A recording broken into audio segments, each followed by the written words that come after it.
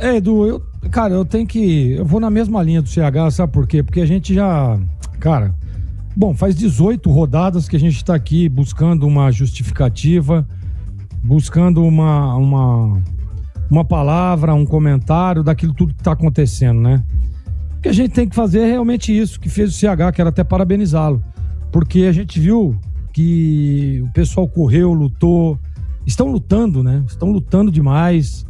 Não é fácil, não é, pô, é uma baita de uma competição competitiva, jogadores, olha o time do Avaí aí, tá lá embaixo na zona de rebaixamento também, mas olha a qualidade dos jogadores, olha a hora que tem a substituição, as trocas, você vê, mantém no mesmo nível, né? Isso aí realmente tá faltando muito pra Ponte.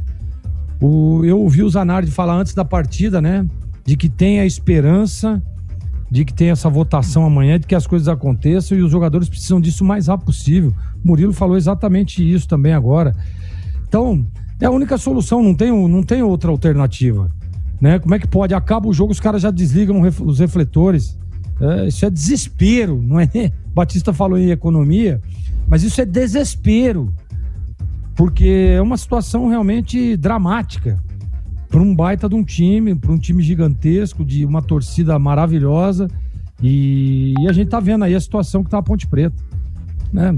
Olha, difícil, realmente, a expectativa, eu não vou nem falar mais do Campeonato Brasileiro, é essa agora, a expectativa é de que tomem uma decisão rapidamente para que as coisas mudem fora de campo, porque se não tem jogador, não tem estrutura, não dá para você ficar colocando esses meninos que estão lutando, que estão correndo, que estão se dedicando, mas não dá jogar, vai estar jogando toda a responsabilidade nas costas dos meninos, e isso realmente é um baita de um pecado, porque tem muito menino de qualidade. Então eu lamento muito por mais uma derrota, e hoje, sem dúvida nenhuma, Edu, a Ponte mostrou mais uma vez, honrar esses que foram a campo, o próprio Zanardi também, que está aguentando tudo isso aí, e ele tá também nessa expectativa de que as coisas melhorem. A gente tem que dar os parabéns, porque mesmo com a derrota, porque não é fácil. Olha, eu já passei por situações ruins, delicadas, mas não igual essa da Macaca, Edu.